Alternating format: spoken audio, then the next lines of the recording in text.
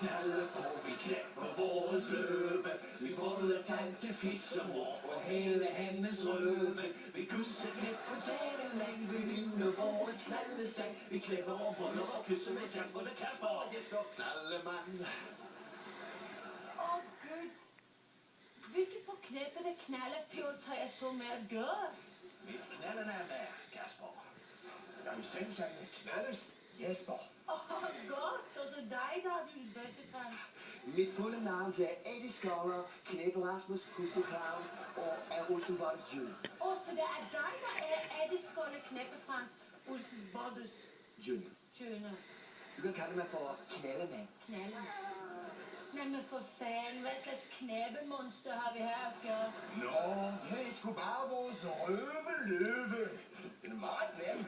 Ja, den kan sgu både knaldes og bolles. Nej, fisk med luk ind i mit lille pisselåder. Man kan jo ikke både knæppe og bolle sin løve. Sin løve. Jo, tante fissemor.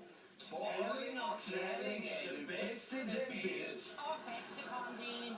Nej, hold nu kalde kæft, alle mand. Du, her med tante fissemor knæppe det hele i gang.